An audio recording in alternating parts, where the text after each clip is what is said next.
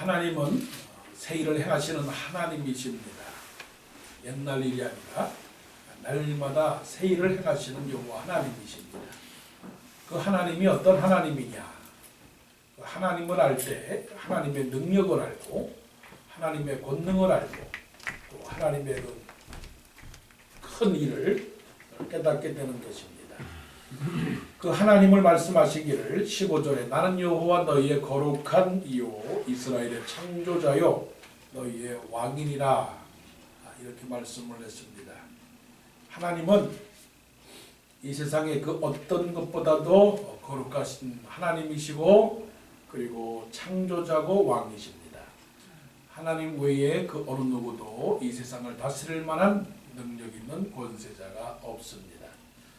오늘 말씀에서는 이사야 선지자가 이스라엘 백성들을 향한 구원과 회복의 말씀을 해주시고 있습니다. 구원과 회복. 그 구원과 회복은 이 세상으로부터의 구원, 이 세상의 모든 죄악으로부터의 구원, 그리고 하나님의 백성들로서 하나님의 백성답게 살아갈 수 있도록 그렇게 불러주시는 하나님의 약속의 말씀이 여기에 담겨 있는 것입니다. 당시에는 바벨론이 가장 강대한 나라였습니다. 바벨론이다 라고 하는 것은 세상에서 가장 강력한 나라, 또 영적으로 말하게 되면 사단의 그 모든 권세 아래 있는 그런 세상의 영들을 말합니다. 또 우리가 살고 있는 이 세상을 말합니다. 하나님께서 보실 때 이 세상은 바벨론입니다. 바벨론은 죄악입니다. 죄악은 우상입니다.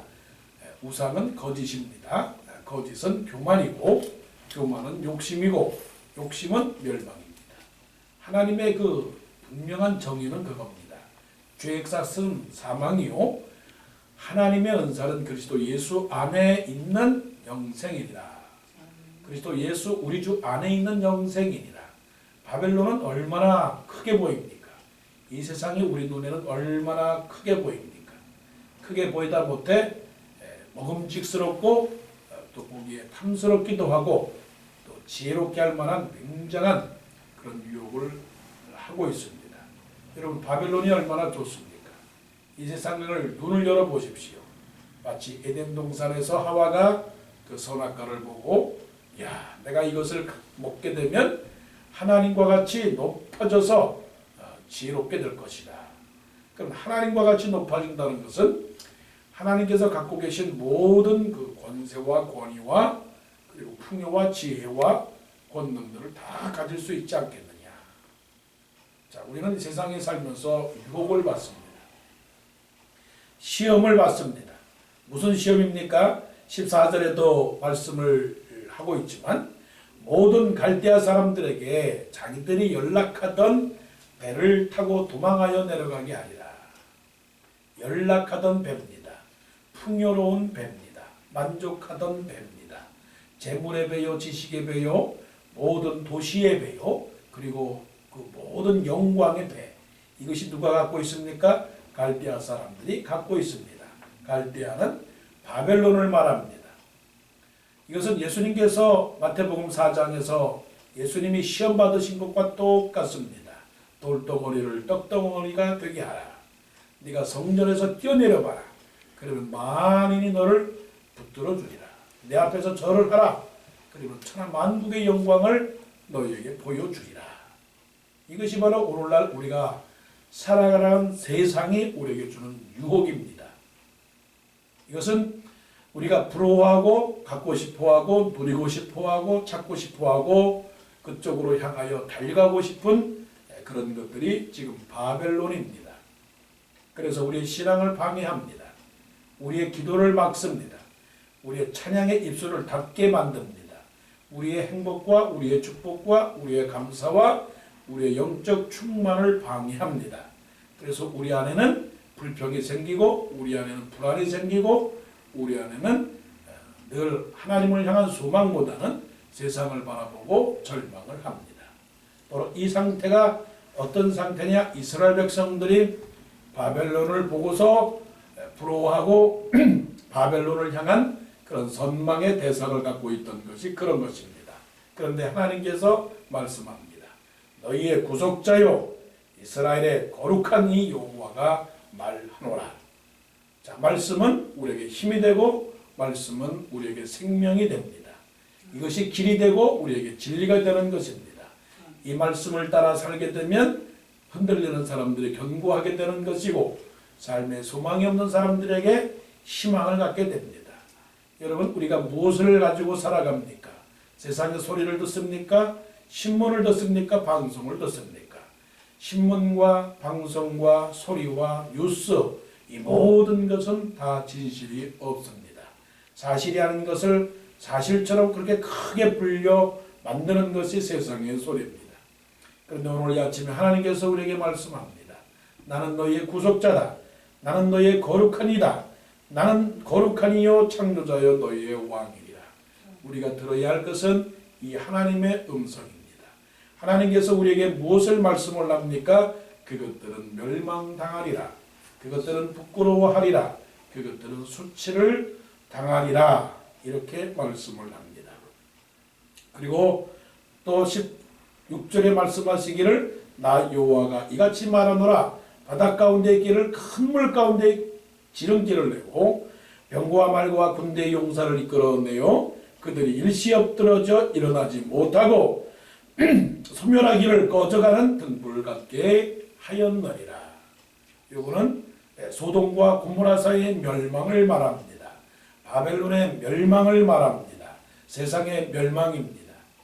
하나님은 이 세상을 심판하실 것입니다. 이 심판하실 때에 아무리 크고 아무리 위대할지라도 하나님 앞에 올바르지 않는다면 그 심판하게 된다는 것입니다. 그 힘이 어느 정도로 힘이냐? 바람 앞에 꺼져가는 등불 같게 하리라. 그러니까 우리가 찬송 부르지 않습니까? 세상 등지고 십자가 보내, 세상 등지고 십자가 보내. 우리가 세상에 부러워할 것이 아무것도 없습니다. 세상에 아무것도 우리가 부러워하거나 아니면 욕심을 낼 것이 아무것도 없어요. 왜냐하면 그것들은 모두가 다 옛날 것이기 때문에 그래요. 소멸하는 것들이기 때문에 그렇습니다. 그래서 고린도후서 5장 10절의 말씀을 보게 되면 누구든지 그리스도 안에 있으면 새로운 피조물이라 이전 것은 지나갔으니 보라 새 것이 되었도다. 그렇게 말씀을 합니다. 우리 안에 옛것이 다 무너져야 됩니다. 옛것은 무엇입니까? 옛것은 육신적인 것입니다. 옛것은 세상적인 것입니다. 그것은 죄악으로 행하는 것입니다. 그래서 하나님께서 이스라엘 백성들을 향하여 이제 새로운 일을 행하십니다. 그 새로운 일은 어떤 일이냐? 18절에 너희는 이전 일을 기억하지 말며 옛날 일을 생각하지 말라. 보라 내가 새 일을 행하리니 이제 나타날 것이라. 이렇게 말씀을 하십니다. 새 일은요 구원의 길입니다. 새 일은요 희망과 소망과 사랑과 회복과 화평의 그런 일들입니다. 자, 우리가 살아가면서 어떤 상황에 머물러 있는가를 생각을 해보시기를 바랍니다. 여러분, 우리에게 주시는 하나님의 그 놀라운 은혜는 말씀 속에서 보게 되면 바로 평화요 또 평강이요 또한 은혜요 감사요 축복입니다. 모든 것들이 다 화목합니다. 모든 것들이 다 아름답습니다. 모든 것들이 다 평안합니다. 그래서 이것은 세상이 얻을 수 없는 놀라운 일들입니다. 바로 이것이 은혜의 세계입니다. 이 세상의 세계는 많은 것들이 만족을 준다고 생각을 합니다. 이 세상은 풍요로운 것들이 최고라고 말을 합니다. 그런데 하나님의 은혜는 그런 것이 아닙니다. 하나님의 은혜는 작은 것을 가지고도 크게 만들 수 있는 것입니다. 하나님의 은혜는 없는 것을 가지고도 있게끔 만드는 것이 하나님의 은혜입니다. 많은 것을 가지고서도 감사하지 못하는 갈대아 사람들의 그 원망과 불평이 있지만 그러나 믿음의 세계 속에서는 작고도 작은 이스라엘 백성들이 하나님을 의지하고 하나님만을 바라보고 하나님의 말씀을 들을 때에 그들은 평안을 하고 그들은 화평한다라고 하는 것입니다. 언제든지 예수님 안에 있으면 거기에서는 풍요가 있습니다. 예수님의 손에 보리떡 5개와 물고기 2마리가 있을 때에 5천 명을 먹이고도 12광주리가 남는 놀라운 역사가 있었습니다. 세상 사람들은 말합니다. 그것이 무슨 기적을 만들 수 있느냐? 그 속에서 무슨 하나님의 역사가 일어날 수가 있느냐? 어찌 개천에서 용이 날 수가 있겠느냐? 어찌 미련한 자에게 있어서 지혜로운 자가 나올 수 있겠느냐라고 말합니다. 그것은 세상의 논리입니다. 그래서 세상 사람들은 외모를 찾습니다. 세상 사람들은 조건을 말합니다. 그러나 하나님의 은혜 가운데서는 조건도 또 어떠한 세상의 외모도 우리에게는 통하지가 않습니다.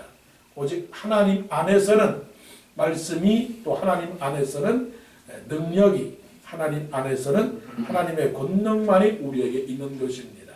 그러기에 우리는 어떤 것도 두려워하거나 염려할 것이 없습니다.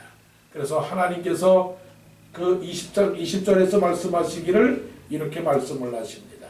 사막의 강들을 내가 광야의 물을 내어서 내 백성 내가 택한 자에게 마시게 할 것임이니라. 자, 사막의 강들을 내고 사막의 물을 내어서 내가 택한 자에게 마시게 할 것이다 말씀을 합니다. 지금 우리는 이 강물을 마셔야 됩니다. 이 물을 마셔야 됩니다. 은혜의 샘에 들어가서 샘물을 마셔야 됩니다. 샘물을 마시는 사람은 시원하게 됩니다. 샘물을 마시게 되는 사람들은 죽지 않습니다. 이것이 바로 요한복음 4장에서 사마리아 수가성 여인을 향하여 하시는 예수님의 말씀입니다. 우리는 목마릅니다. 우리는 배가 고픕니다. 우리는 필요합니다. 아직도 필요한 것들이 너무나 많이 있습니다. 그래서 열망하고 그래서 갈망하고 그래서 소망하고 그래서 욕망에 사로잡히게 됩니다. 이 사마리아 수가성 여인은 날마다 물을 기러 옵니다. 그러나 그 물은 계속적으로 목마를 수밖에 없는 상황이지요. 이것이 세상의 원리입니다.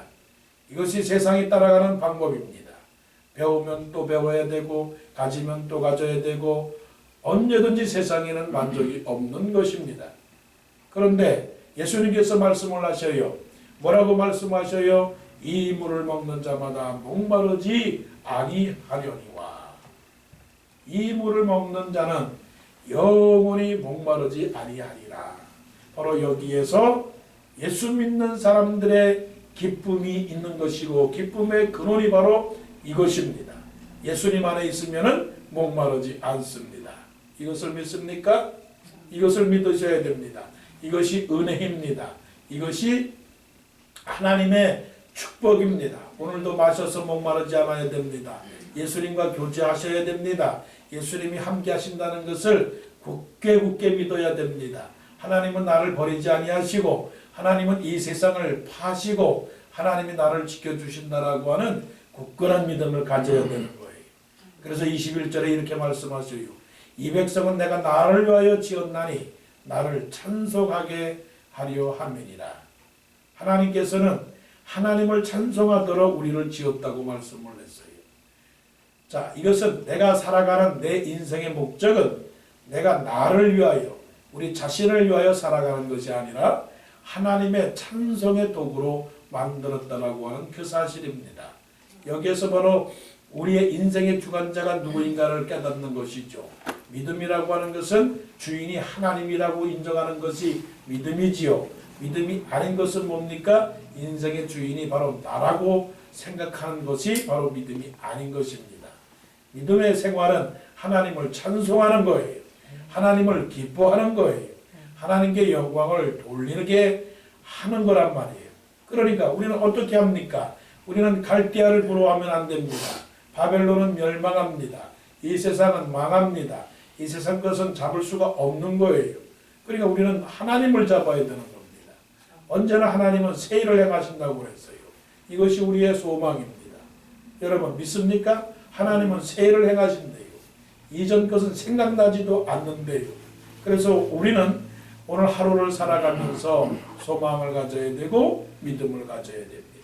그래서 언제나 앞으로 나아가는 기도를 드려야 됩니다.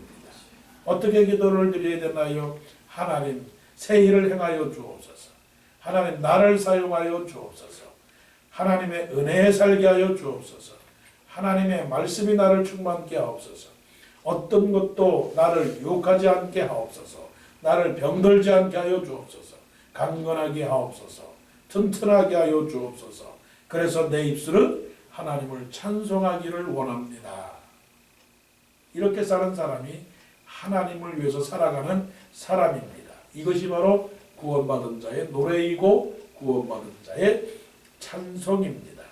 오늘도 우리가 살아가는 이 환경이 어떠한 환경일지라도 바로 이 환경 속에서 역사하시는 하나님을 믿고 따라가는 우리 모두가 되기를 간절히 원합니다. 기도드리겠습니다.